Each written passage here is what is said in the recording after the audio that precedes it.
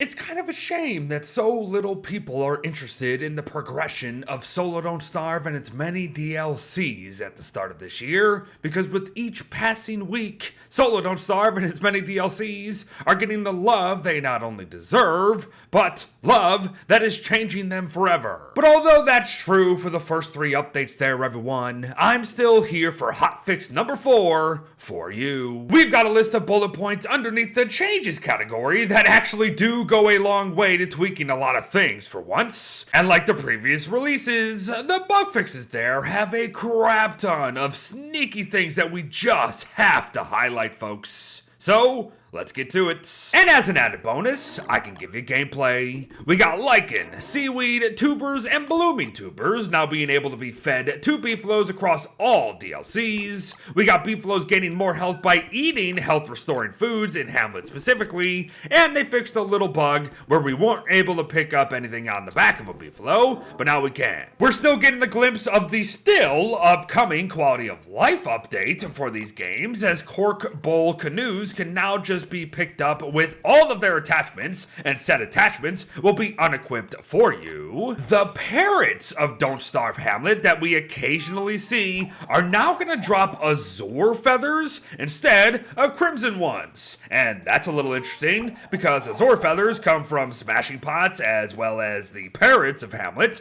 So now we have multiple sources of them for whatever reason, but sure. Poison dart frogs spawned by the Ancient Herald are no longer gonna sleep at night, and that just makes our lives absolutely miserable. But don't worry, there's more pain coming from the Ancient Herald later on in this video. And lastly, just say select other things related to mobs accepting food, peacocks running away, and Iron Hulk not being able to be teleported to interiors anymore. If you want more, go read this list of changes yourself. As it's bug fixes time, everyone, and I gotta be honest, having these never-ending lists of just words be the best things to comb through with all of these updates lately has been a great change of pace. And the 4th list here is gonna be no different. They fixed the HUD and the menus not scaling correctly on 2K and 4K monitors. They took a look at and fixed a bunch of stuff blocking structure placements, and that goes for all the DLCs, as you can see. So if this does what I think it's doing, holy moly, our lives are going to be changed forever. They fixed plants withering after their very first fertilization, and this goes for Reign of Giants, Shipwrecked, and Hamlet. And I can't say I've really had too much problems with any other plant besides coffee related to this. So yes, I think they finally done it, everyone.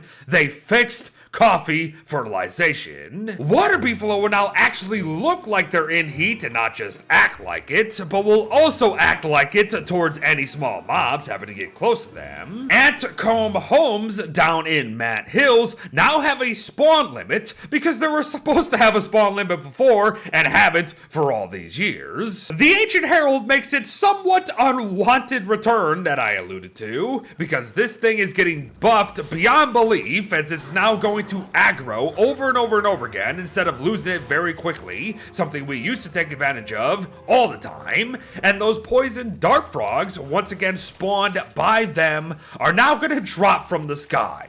So yeah, literal apocalypse stuff. Our plant pal Wormwood is getting some love and kind of almost a tiny little refresh here, as now they will not lose sanity near snaptoots. They will gain sanity when planting seaweed, and they fixed their bramble husk, avoiding damage when collecting spiky bushes. Not bad. And last, but certainly not least, they finally fixed the balloons not being able to be thrown in wishing wells. And that has been a thing for as long as I can remember. So there you go. Another way to get easy heals. But you have got to trust me on this one, folks. While I always leave a link to an official update post, these previous Solo Don't Starve updates beg for us to read them. Because I promise you, there is more noteworthy stuff here. I'm just picking and choosing to make sure this video is not 8 million years long. There's stuff here that will significantly impact day-to-day gameplay, even character-specific gameplay. So I implore you, once my dumb beard self is done rambling, click on this link. Read for yourself, for Pete's sake. But hey, you do you. As that's it, folks. Hotfix number 4 for Solo Don't Starve and its many DLCs. Now I get it is very apparent by the view count on these videos that there's not a lot of people who care about any of this at the moment, but I am not only loving this trip down memory lane, I am loving how memory lane is changing. And I also get that Clay kind of abandoned these games for so long that it allowed so many people to move on so much that they probably only care about Don't Starve Together and the upcoming 2023 roadmap and the Wilson rework. But as I said at the start, I am still absolutely going to be here for anything they release for Don't Starve, Reign of Giants, Shipwrecked, or Hamlet, folks. And heck, this update's not even out yet, so I'm anticipating even more down the road. I hope to see you there. Thanks for watching, folks. Well wishes to all, and I'll see you in the next one. Bye-bye.